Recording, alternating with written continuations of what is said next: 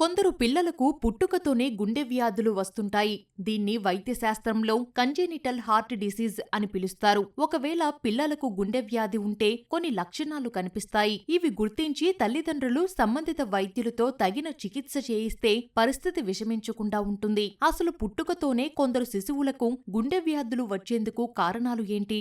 లక్షణాలు ఎలా ఉంటాయి? తల్లి గర్భంలో ఉన్నప్పుడు శిశువు గుండె పూర్తిగా తయారు కాకపోవడం, గుండె నిర్మాణంలో లోపాలు వంటి వాటి వల్ల వ్యాధులు వచ్చే అవకాశాలు ఉంటాయి. మహిళ గర్భాధారణ జరిగిన తర్వాత మొదటి 6 నుంచి 8 వారాల్లోనే గర్భస్థ శిశువు గుండె నిర్మాణం జరుగుతుంది. ఈ సమయంలో చిన్న లోపాలు జరిగినా కూడా శిశువు గుండెలో రంధ్రం ఏర్పడడం, గుండెకు రక్త ప్రసరణ సరిగా జరగకపోవడం, వాల్వులు మూసుకుపోవడం వంటి సమస్యలు వచ్చే రిస్క్ ఉంటుంది. ఇవన్నీ కూడా కంజెనిటల్ హార్ట్ డిసీజ్ కు కారణమవుతాయి.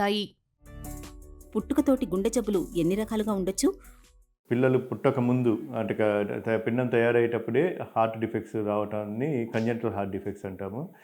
దీనిలో రకరకాల డిఫెక్ట్స్ ఉన్నాయండి. ఈ కంజెంటల్ హార్ట్ డిఫెక్ట్స్లో ఒకటి పిల్లలు హార్ట్ ఫెయిల్యూర్స్తో ప్రజెంట్ అయ్యే డిఫెక్ట్స్, అంటే హార్ట్లో హోల్స్ ఉంటాయి. ఈ విధంగా ఉండటం వల్ల ఏంటంటే లంగ్స్కి ఎక్కువ బ్లడ్ వెళ్ళటం మూలన బేబీ బ్రెత్లెస్నెస్తో బాగా ఆయాసపడుతూ ప్రజెంట్ అవుతూ ఉంటారు. సో దీన్ని షంట్ డిఫెక్ట్స్ అని అంటారు. రెండో టైప్ ఆఫ్ డిఫెక్ట్స్ ఏంటంటే బ్లూ బేబీస్.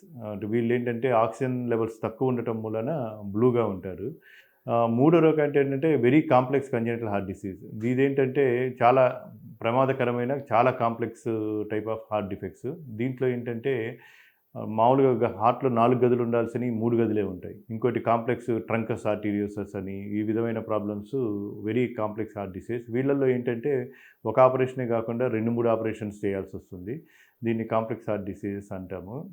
నాలుగో ప్రాబ్లం ఏంటంటే అంత ప్రమాదకరంగా లేకుండా కొంచెం పిల్లలు ఎదిగేటప్పుడు బయటకు వస్తూ ఉంటాయి. వీటిని ఏంటంటే మన బాడీకి వెళ్ళే బ్లడ్ ఫ్లో దగ్గర కొంచెం అబ్స్ట్రక్షన్ అడ్డం ఉండటం వల్ల వచ్చే ప్రాబ్లము.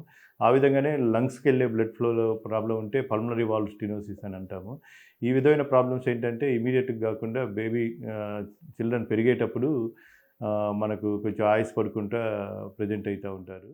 పుట్టుకతోనే పిల్లల్లో గుండె సమస్యలు రావడానికి జన్యు కారణాలు కూడా ప్రధానమైనవి. అంటే కుటుంబంలో గతంలో ఎవరైనా కంజెనిటల్ హార్ట్ డిసీజ్ కు గురై ఉంటే ఆ కుటుంబంలో పుట్టే పిల్లల్లో ఇది వచ్చే అవకాశముంటుంది. గర్భధారణ సమయంలో తల్లికి డయాబెటీస్ ఉంటే అది అదుపులో లేకపోయినా కూడా శిశువు గుండె ఎదుగుదలపై ప్రభావం పడుతుంది. అలాగే తల్లికి రుబెల్లా వంటి వైరల్ ఇన్ఫెక్షన్లు వచ్చినా కూడా గర్భస్థ శిశువు గుండె నిర్మాణంలో లోపాలు వచ్చే రిస్క్ ఉంటుంది. థైరాయిడ్, అధిక బరువు వంటి సమస్యలు కూడా గర్భస్థ శిశువుకు గుండె జబ్బులు వచ్చే ప్రమాదాన్ని పెంచేస్తాయి. కాబట్టి తల్లి ఆరోగ్యమనేది బిడ్డ గుండె ఎదుగుదలను ఎంతో ప్రభావితం చేస్తుంది.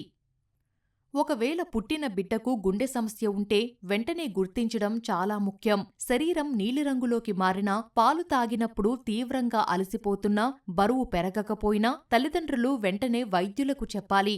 ఏకో, ఈసీజీ, ఎక్స్రే వంటి పరీక్షలు నిర్వహించి బిడ్డకు ఉన్న గుండె సమస్యను వైద్యులు నిర్ధారిస్తారు. ప్రస్తుతం గుండె సమస్యలకు ఆధునిక చికిత్సలు అందుబాటులో ఉన్నాయి. అవసరమైతే శస్త్రచికిత్సలు కూడా చేసి పిల్లల గుండెను బాగుచేసే అవకాశాలు ఉన్నాయి. అయితే సరైన సమయంలో చికిత్స అందించడం చాలా ముఖ్యం. పుట్టుకతోనే వచ్చే గుండె సమస్యలను ఎంత తొందరగా గుర్తించి చికిత్స అందిస్తే అంత మంచిది.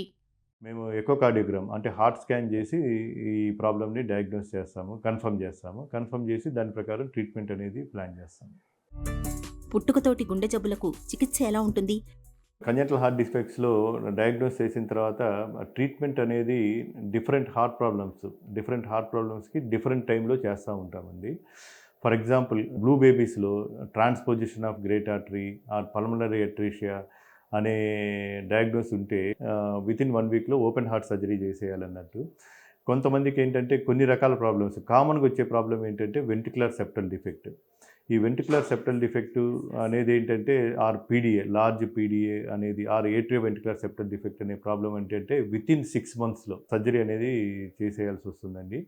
ఇంకోటి ప్రాబ్లమ్ కామన్గా ఇంకో సైనోటిక్ బ్లూ బేబీస్ ప్రాబ్లం ఏంటంటే టెట్రాలజీ ఆఫ్ ఫాలో. దానికి మనం ఆపరేషన్ అనేది 6 months to 1 year అప్పుడు చేస్తూ ఉంటాము. ఇంకోటి కామన్ డిఫెక్ట్ ఏంటంటే ఏట్రల్ సెప్టల్ డిఫెక్ట్. ఈ ఏట్రల్ సెప్టల్ డిఫెక్ట్ అనే ప్రాబ్లమ్‌కి ఏంటంటే 3-5 ఇయర్స్ అంటే స్కూల్‌కెళ్ళే లోపల మనం దీనికి సర్జరీ గాని, ఇంటర్వెన్షన్ గాని చేయాల్సొస్తుంది. సో, ఈ విధంగా రకరకాల ప్రాబ్లమ్స్ ఉంటాయండి. Almost 50-60 types of congenital heart defects ఉన్నాయి. ఒక్కొక్క ప్రాబ్లమ్‌కి ఒక్కొక్క టైంలో సర్జరీ గాని, ఇంటర్వెన్షన్ గాని చేయటం జరుగుతుంది. ఓవరాల్‌గా చూసుకుంటే ఇంతకుముందు అన్ని ప్రాబ్లమ్స్‌కి ఆపరేషన్ అంటే ఓపెన్ హార్ట్ ఆపరేషన్ చేసే మనం ట్రీట్మెంట్ ఇవ్వటం జరిగేది.